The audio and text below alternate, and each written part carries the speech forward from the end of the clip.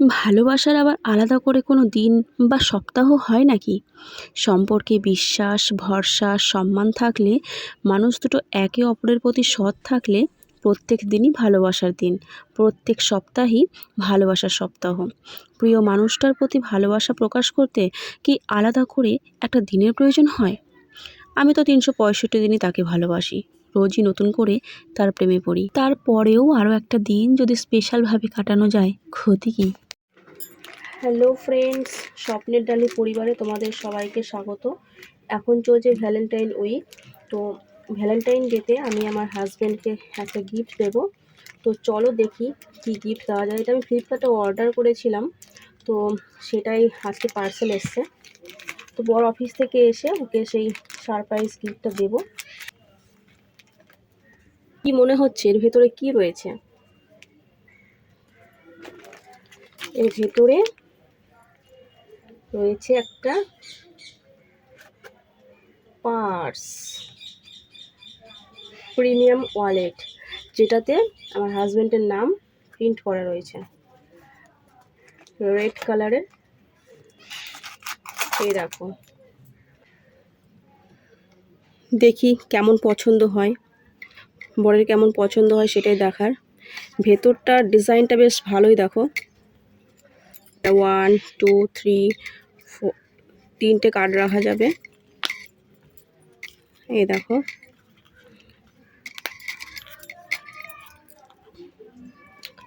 যাই হোক দেখা যাক পছন্দ হয় নাকি। চলো এটাকে আবার গিফট বক্সে কালিং পেপার দিয়ে মুড়িয়ে নিই।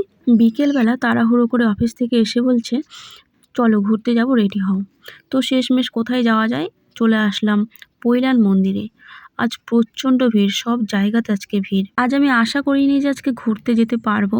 অফিসের কাজকর্ম বাদ দিয়ে তো আর ঘুরতে নিয়ে যাবে না, তো আমি আশাটা ছেড়েই দিয়েছিলাম। Happy Valentine's day. বিয়ের পরেও যখন একজন নারী সুন্দর থাকে, পরিপাটি থাকে, সারাক্ষণ হাসি খুশি থাকে, তখন সেটার পিছনে সেই নারীর হাজব্যান্ডের কৃতিত্ব অনেক। কারণ যত্নে রেখেছে বলেই সে সুন্দর আছে। তাই আমার সবটুকু ভালোবাসা, স্নেহ, মায়া, মমতা এবং কৃতজ্ঞতাবোধ এই মানুষটাকে ঘিরেই।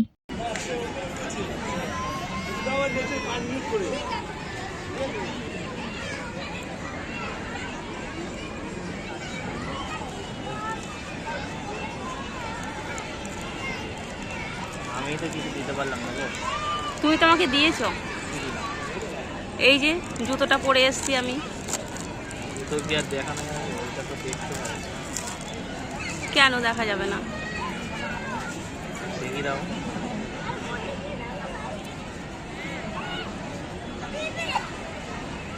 ৳50 দিয়েছো আবার?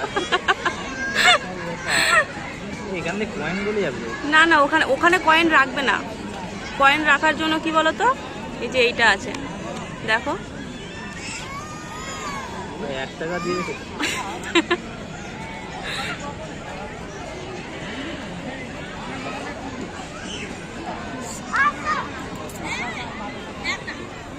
পছন্দ হয়েছে?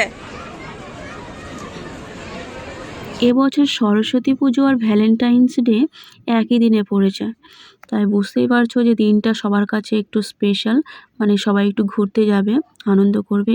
সন্ধে হওয়ার কিছুক্ষণ আগে আমরা এখানে এসেছি। এতক্ষণে তোমরা দেখতে পাচ্ছ সন্ধে হয়ে গেছে। প্রায় 1 ঘন্টা মতন এখানে আমরা কাটালাম, মন্দিরটা দেখলাম। বেশ ভালো লাগলো মন্দিরটা, স্বামীনারায়ণ মন্দির এটা। তো এরপর আমরা বাড়ির দিকে রওনা দেব। দুজনেই আজকে ব্ল্যাক ড্রেসে আছি, আমার শাড়ির সঙ্গে ম্যাচিং করে সে শার্টটা পরছিল। তো দেখলো যে একটা বোতাম লুজ হয়ে গেছে, তো বললাম যে অন্য শার্ট পরো, বাট সে তো শুনবে না।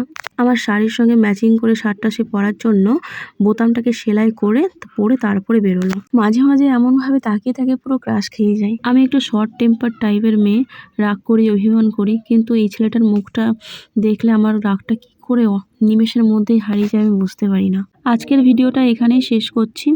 আমরা এবার বাড়ির দিকে রওনা দেব। ফ্রেন্ডস, চ্যানেলটা তো নতুন, প্লিজ সাবস্ক্রাইব করে পাশে থেকো।